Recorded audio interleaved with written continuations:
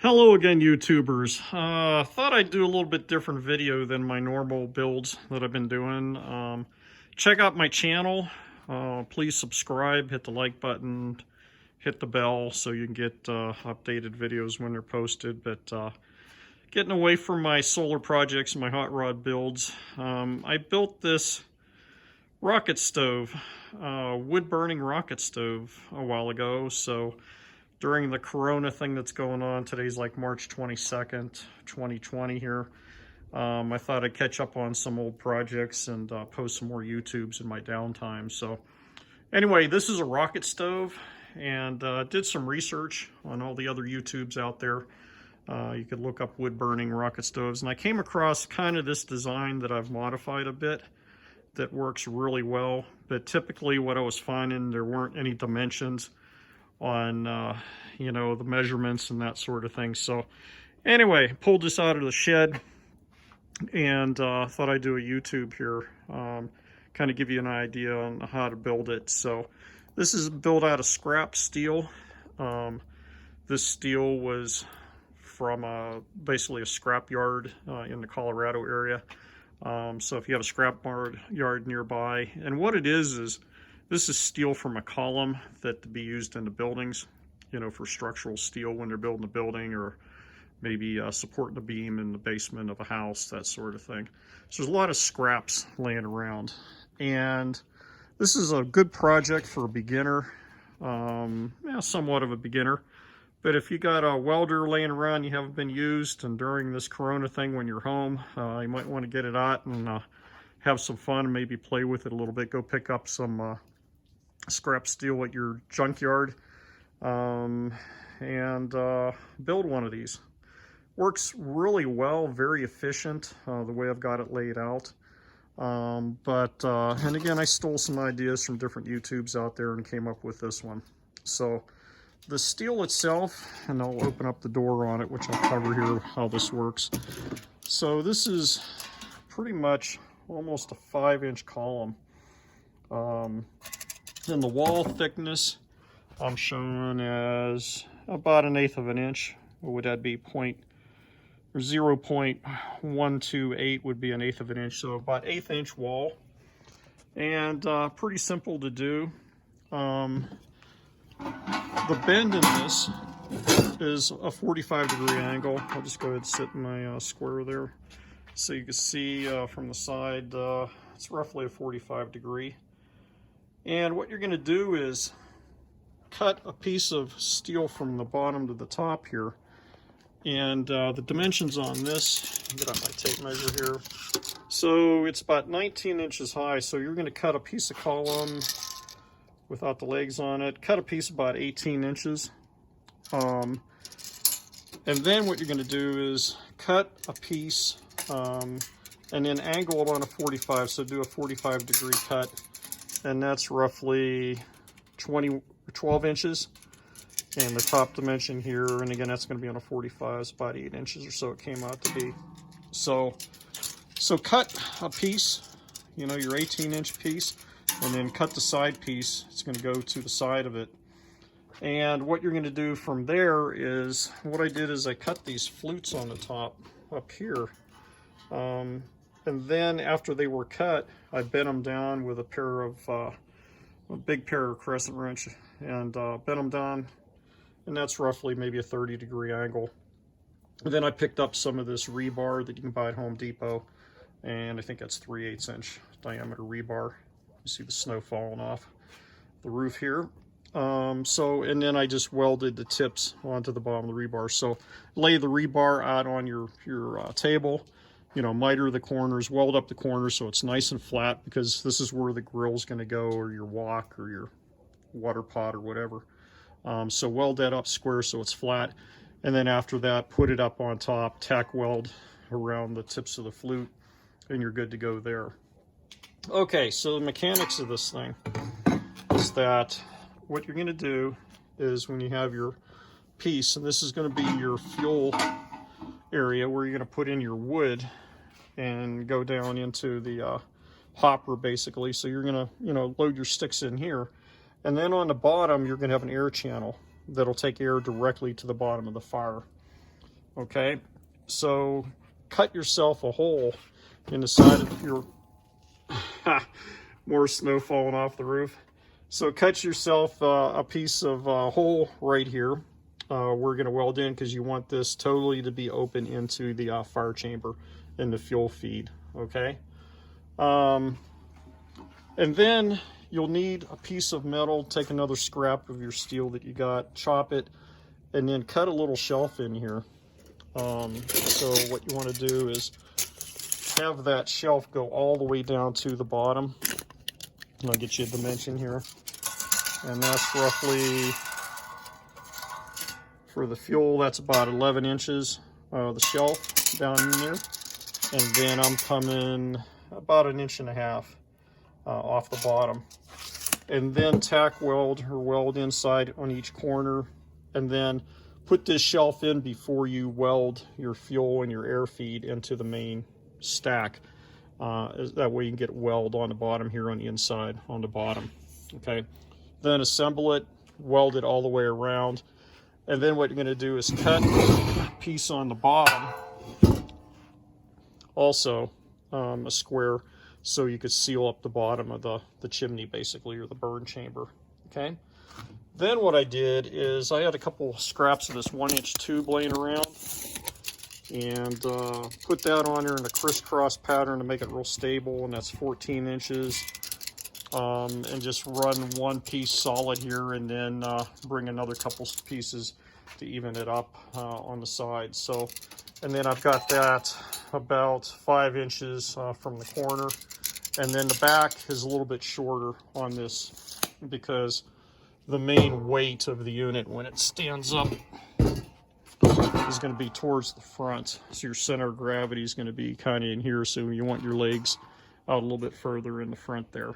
Okay, then I took and put a 3/8 inch rod bent in the handle and welded it onto the back so I can hold it on there. Okay, what I've got here is a door that covers my fuel chamber where I'm sliding my wood down, and the idea of the 45-degree angle is, as the wood burns in the bottom of the combustion chamber, it'll keep feeding from gravity. It will keep sliding down.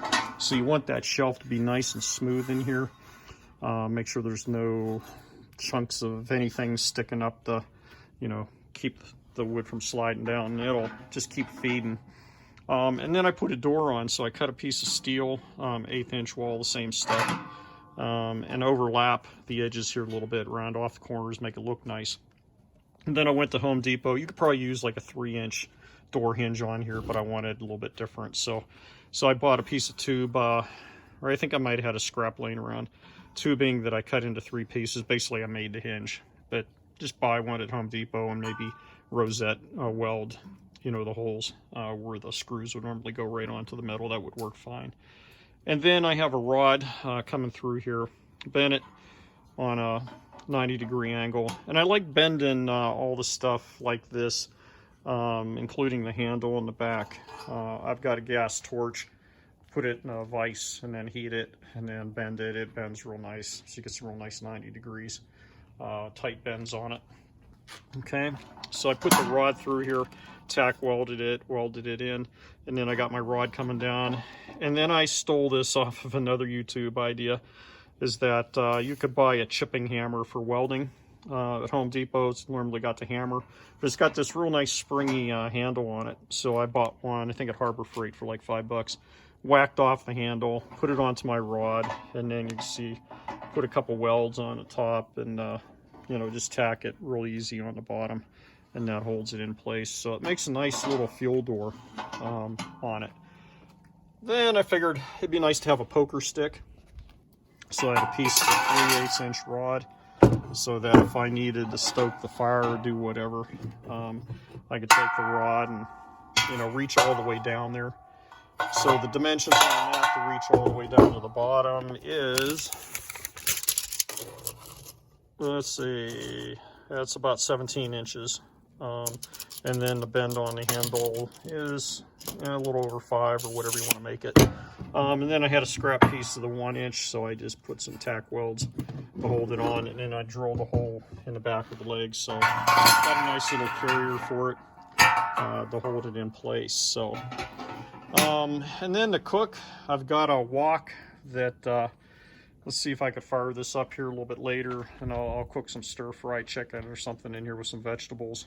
We'll get it fired up, maybe boil some water. But picked up one of these old, porcelain type water containers, so I just set that on the top. And again, that rebar up there really makes a nice shelf for it. And then I was at our local Home and Ranch supply store and saw this griddle. And the other day I saw this at Target also. And so if you want to make pancakes or make a hamburger, you flip it over, and one side's got the ridges on it, catches the grease and all that, so you can fry up some hamburgers, or flip it over on the other side. Oh, in the background you see my Tesla-powered Volkswagen Super Beetle that's in process right now, and I'll do another YouTube here in the near future. I'll do a walk around on the progress, kind of part 1 on it, but totally rebuilding it right now. But that's going to be Tesla-powered here at the shop. So anyway, that about covers it. If you have any questions, leave it in the comments section. Be happy to answer them for you. But after using this a couple times, it is really efficient. I mean, when this thing gets going, there's like no smoke coming off of it. Very efficient combustion with the air coming down through the bottom section. And I didn't realize why it's called a rocket stove, because when it burns, it gets burning, it sounds like a rocket going. You hear that noise to it. So when I fire it up later, you'll be able to hear that. I'll put the camera in range so you can hear it, so it sounds like a rocket. But anyway, that's it for now, and let's see if we can cook something on this thing. Okay, we just fired up the rocket stove, put some wood in, and lit it with a paper towel. And you can see the swirling action. I'm trying not to melt my phone here, but and then if you listen, you can hear the rocket sound. And I got some wood in the feeder right there. You see the fire down in there burning, feeding it. All the air's coming in. So we'll get that going here, get up the temperature, and then I'll put on the wok, and we'll cook up some stir fry. Okay, I think it's up to temperature enough. Let's get the wok on here. This is one of those hand-hammered woks from China. We've had it probably 25 years. They're cheap, and if you don't have one, definitely get one. I got a little bit of canola oil in here. We'll let that get up to temperature. And then I've got some chicken diced up here, marinated, and soy sauce and salt and pepper. And we'll throw that on here in a second once it gets up to temperature. And then we got our vegetables, onions, green peppers, red peppers, some onion. And it's going to be pretty good eating here. We're getting up the temperature.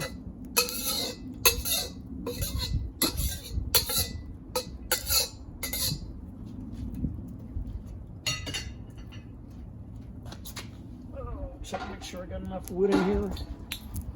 Add a couple more sticks. Here we got the canola oil crackling a little bit.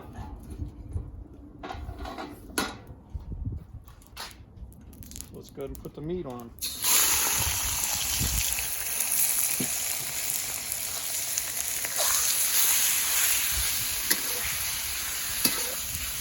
Now we're talking. So let the meat cook a bit, and then what we're going to do is remove the meat and put it on a plate, cook the vegetables, and then after that put the meat back in and put some sauce on, thicken it up a bit, and then we're ready to eat.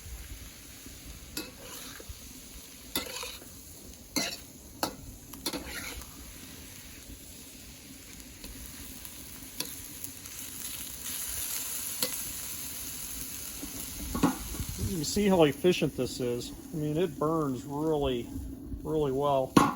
And unlike cooking on a campfire where you're burning tons of wood, this takes very little wood in your cooking. And like I said earlier, you could probably get twigs from the yard, pine cones, and use it that way. And I got a little bit of a breeze going here right now, so it's kind of taking some of the heat away, but still working good.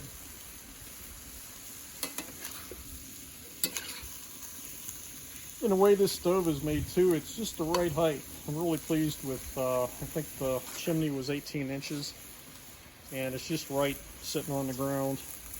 Now I would imagine the bottom of this gets pretty hot, so you wouldn't want to put it on your Trex decking or something that might melt.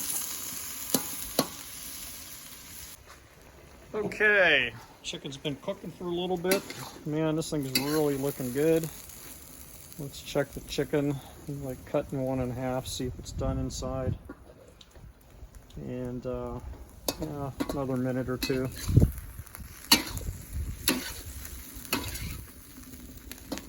And again, just marinate it in soy sauce, salt, pepper.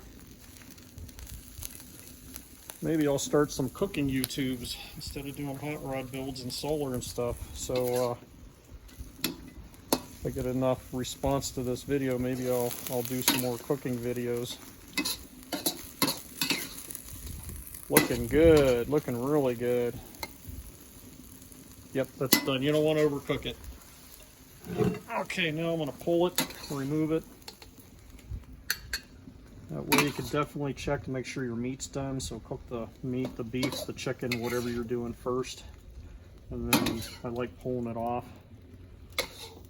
And then at the end we'll add it back on again, warm it up a bit, and then it's time to eat. So get all that out of there. Okay, next the vegetables.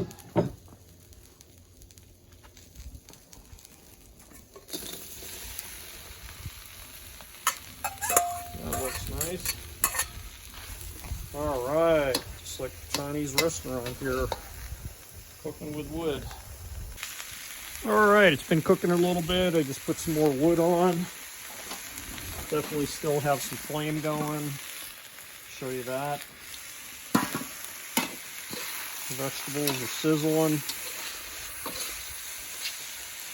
And I already got salt and pepper on this to season it a bit. We'll let that cook a little bit longer. So been cooking for a little bit. I like adding some soy sauce onto it. And that'll help it steam a little bit more. All right, this has been cooking away for, probably about 5-10 minutes. I got a pretty good breeze. You can probably see the steam and the smoke blowing. But very little ash. It's very efficient burn, which is nice. And I'm going to put the meat back on again. And that'll warm it back up again. Then I'm going to make some sauce for it.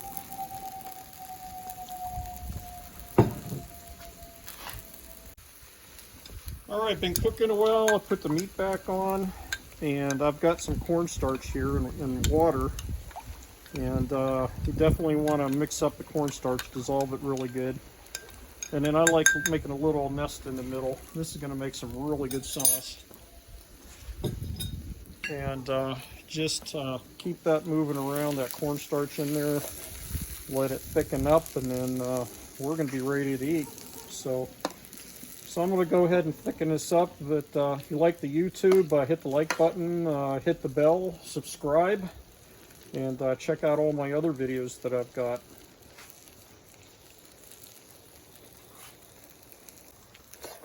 All right, my sauce is thickening up here. Look how nice that looks. And we're about ready to eat. Thanks for watching.